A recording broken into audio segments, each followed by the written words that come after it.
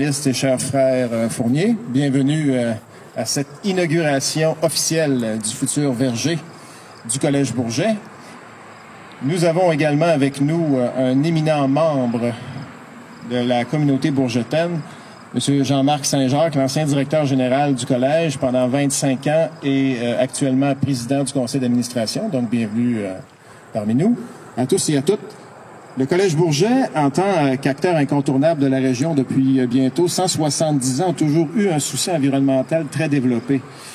Si vous regardez actuellement le campus à flanc de montagne, Bourget et la nature ne font qu'un. En cette journée très importante, particulièrement à Montréal et un peu partout au Québec où il y a des marches pour l'environnement, le Collège voulait être un acteur encore une fois incontournable et passer de la parole aux actes. Non seulement en faisant des discours, mais aussi en posant un geste concret. Et le fait de planter des arbres pour le collège représente justement un geste très important, puisque je salue aussi M. Dumais qui vient tout juste d'arriver, mon collègue du pavillon club. Donc, la plantation d'arbres, la reforestation, évidemment, on sait tout ce que ça implique au point de vue de la captation du CO2. C'est un enjeu aussi particulièrement important actuellement au Brésil. On a vu ça cet été, dernièrement. Donc, le Collège, évidemment, à sa façon, a décidé de participer en créant un verger. La genèse de ce projet vous sera expliquée dans quelques instants. Et je vais inviter tout d'abord M. Philippe Bertrand, le directeur général, à venir vous expliquer un peu la façon dont tout ça s'est passé pour qu'on arrive aujourd'hui ici. Donc, M. Bertrand.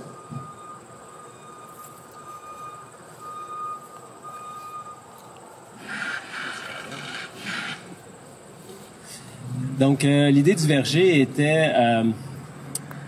en fait, il faut comprendre que le collège, de par son histoire, de par les clercs de Saint-Viateur, puis je pense qu'on peut remonter, ça va être mon petit côté historien, là, tout ce qui est congrégation religieuse régulière, donc les moines ont toujours eu un souci du travail de la terre, une communion avec la nature, puis...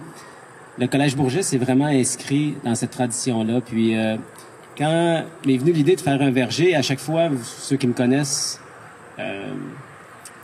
savent à quel point la montagne m'est chère. Et souvent, je passais le matin en vélo et je regardais le coteau ici. Je me disais, il me semble que ce serait beau d'avoir des arbres fruitiers, d'avoir un verger. Et quand on a eu notre projet de ruche, bien là, je voyais la complémentarité entre nos abeilles, entre les arbres en fleurs, et c'est de là qu'est partie l'idée du verger. Je suis fier de cette idée-là. J'en ai parlé à M. Bourbonnais, à M. Gravel, mais à M. Bourbonnais pour qu'on mette ça en place.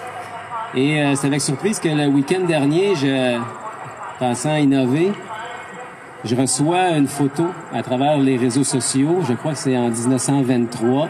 Entrée principale du Collège Bourget et vue sur le verger. Donc là, ça a donné un petit coup à mon semblant d'innovation, mais ça a confirmé en fait que les clercs de Saint-Viateur avaient compris des choses qu'on commence à peine à comprendre et l'importance du lien qu'on a avec la nature. Donc aujourd'hui, il me fait plaisir d'être ici. Je vais laisser la parole dans 2 petites minutes. Mais pour moi, c'est important quand on a pensé à nommer le verger, on s'est toujours dit au Collège Bourget, M. Saint-Jacques aurait pu avoir son pavillon, aurait pu pavillon des sports ou pavillon des arts. On s'est dit qu'un verger, ben c'était pas un pavillon. Donc, on aurait pu nommer cet endroit-là en l'honneur de quelqu'un qui a rayonné au niveau scientifique, mais surtout au niveau scientifique en lien avec la biologie, avec la faune, avec la flore. Et c'est pour ça que, malheureusement, le Père Genet, qui est encore actif au Collège Bourget, n'est pas avec nous aujourd'hui, mais c'est en son honneur qu'on va nommer le verger du Père Genet. Pour un homme qui a passé sa vie à transmettre sa passion aux jeunes. Encore aujourd'hui, M. Genet va avoir 96 ans, je crois, demain. Et il est encore actif 2 journées par semaine avec nos jeunes pour leur transmettre sa passion des animaux et de la flore. Donc, c'est en son honneur. Au début, on s'est dit, on peut pas planter un verger, pas un verger, mais un pommier par année de naissance. On va avoir besoin de tout le collège au complet. Donc, on s'est dit, c'est parfait. À l'âge qu'on est capable de faire ça par année bissextile. Donc, on va en planter 24 pour ses 96 ans. Donc, je voulais simplement affirmer aujourd'hui que c'est avec grand plaisir qu'on va procéder à l'inauguration du verger du Père Genet. Donc, un gros merci. Je vais passer la parole, je crois, à M. Chiffquet, c'est ça? Donc, M. Chifiquet.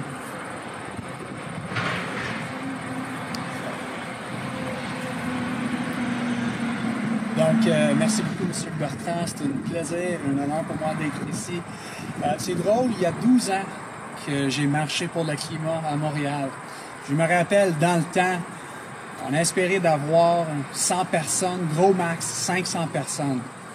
Donc, d'être ici en 2019 et d'avoir la chance de marcher avec des centaines de jeunes étudiants ici à Bourget et d'avoir un autre 300 000 qui vont marcher sur l'île de Montréal, c'est simplement une journée incroyable. Ça nous fait rappeler l'importance d'agir sur les changements climatiques. Ça nous fait rappeler qu'il faut, nous, en tant que personnes, prendre action pour réduire notre impact sur notre environnement. Il faut agir en tant que personnes dans nos vies respectives pour réduire nos gaz à effet de serre. Il faut agir en tant qu'entrepreneurs avec nos entreprises. Puis oui, il faut agir dans nos écoles, comme Bourget, pour réduire notre impact écologique. Donc, je veux vraiment remercier, je suis reconnaissant du travail qui se fait ici à Bourget, M. Bertrand, M. Gervais, M. Bourbonnais, le travail que vous faites avec votre équipe pour réduire nos gaz à effet de serre, pour réduire notre impact sur l'environnement. Et je veux aussi prendre un moment pour remercier les jeunes qui ont aidé à organiser le Marche pour le climat ici, dans notre communauté de Vaudreuil-Soulanges. C'est grâce à vous qu'on va être capable de convaincre les autres qui ont été pas capables de convaincre jusqu'à maintenant qu'il faut agir pour réduire notre gaz à effet de serre et faire face aux luttes contre les changements climatiques. Les bonnes nouvelles est que oui, on va réussir. Si on travaille ensemble, en tant que communauté et en tant que pays, on va réussir pour faire face aux luttes contre les changements climatiques. Et ça va être avec vous, les jeunes, qu'on va être capable de le faire. Donc, merci énormément et j'ai hâte de marcher avec vous bientôt. Merci.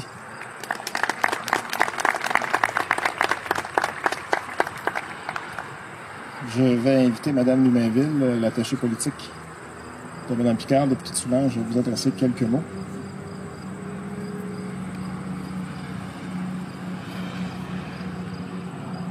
Bonjour, vous allez bien?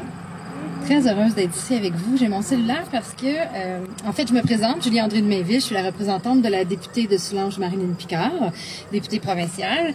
Marilyn aurait beaucoup aimé être là aujourd'hui avec vous, mais elle est en Afrique présentement, donc c'était un petit peu difficile pour elle d'être ici avec vous. Donc, je suis là avec mon cellulaire parce que hier, j'étais assise confortablement devant mon ordinateur en train d'essayer de trouver les mots justes à vous dire aujourd'hui. Et ma fille de 16 ans est rentrée dans le salon et elle m'a regardée puis elle a dit « Qu'est-ce que tu fais? » Alors, je lui explique que je vous rencontre aujourd'hui et tout. Et elle me dit « J'espère que tu vas pas imprimer ton discours. » Alors, ça m'a fait réfléchir. J'ai envie de vous dire merci. J'ai envie de lui dire merci, mais de vous dire merci aussi. Merci de me remettre à ma place, de nous remettre à notre place. Parce que même si j'ai déjà fait beaucoup de changements dans ma vie de tous les jours, et j'imagine que tout le monde l'a fait, ça m'arrive encore d'oublier mes sacs pour aller chercher mon feta au IGA. Donc, on n'est pas parfait, puis des vieilles habitudes, c'est difficile à changer. Je veux vous remercier aussi. Je veux que vous sachiez qu'on a besoin de vous. On a besoin de votre génération. On a besoin de votre façon de voir out of the box, de voir à l'extérieur de la boîte, de penser les choses différemment, puis de remettre les priorités, comme on dit, à bonne place.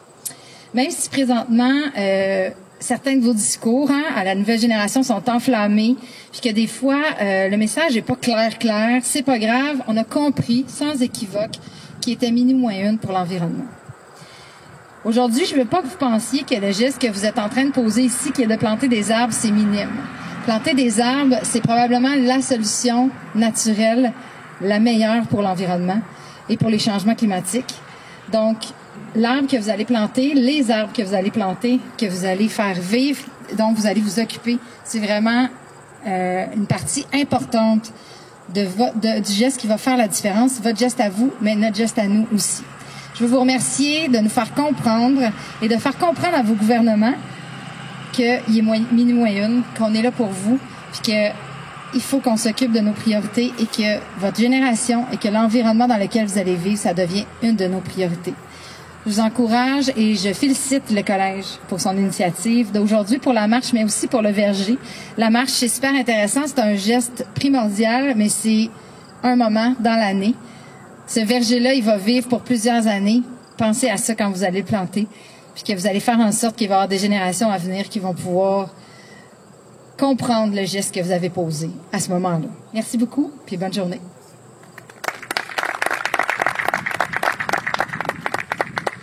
Et en dernier lieu, je vais inviter celui qui, je crois, la fibre environnementale la plus développée parmi les 200 employés quelques du collège. Un homme qui est relié à la nature sous toutes ses formes. Un homme passionné, un homme qui ne compte pas ses heures. D'ailleurs, je tiens à le remercier aujourd'hui publiquement parce que grâce à lui, cette journée-là aurait certainement jamais été possible. Monsieur Roch Bourbonnais, merci beaucoup. Je vous invite à dire quelques mots en avant, s'il vous plaît.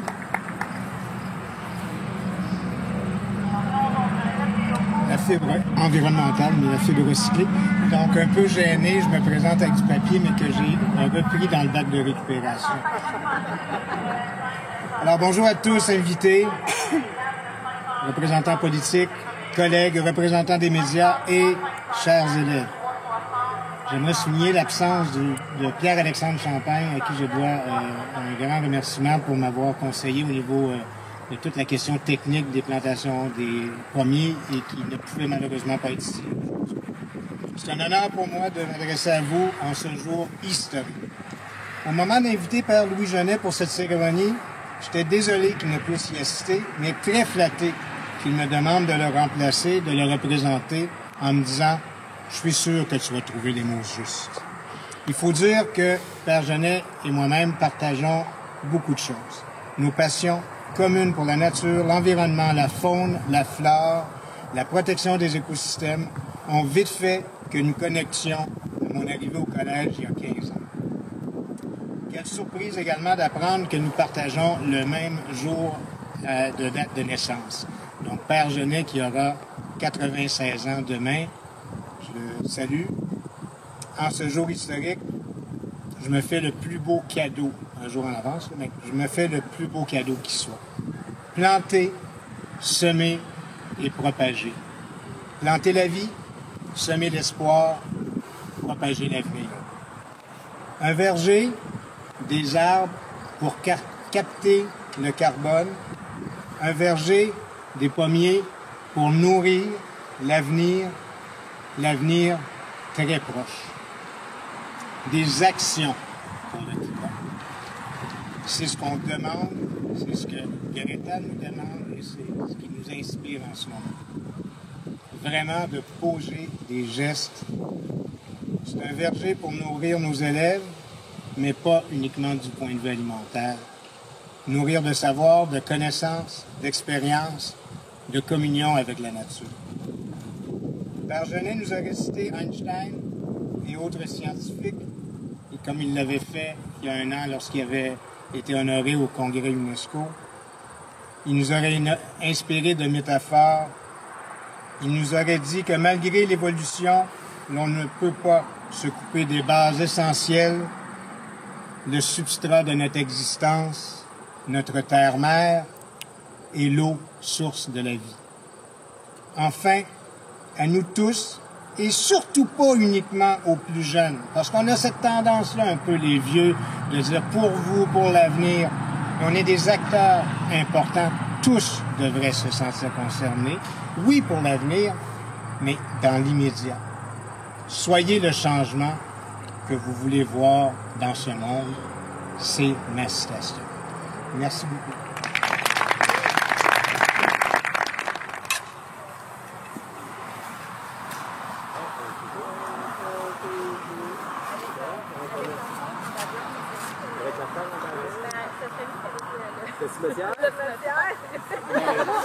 C'est notre compost. Ah ouais? C'est la vie. C'est vrai que... Il y aurait tellement de choses à faire. On n'avait pas reconnu le photographe. C'est bon? Par exemple, on voit peut-être pas à cause de l'arbre. Non, c'est pas grave, non, c'est pas grave. De toute façon, on est un gars de voter. C'est bon. C'est beau pour moi. municipalité. On peut en faire. Okay. Bon. On part un peu, là. Ah, un peu quand même. Ah oui, mais c'est pour ça qu'on vous a invité. Ah, c'est ça. Parfait. Excellent. Est-ce que les élèves peuvent continuer? Ouais, les élèves Il faut juste pas trop l'enterrer. Faut pas trop l'enterrer? Il faut juste pas trop l'enterrer ici, là. Mettez-en ici, en fait. Ouvrez-les, mais pas...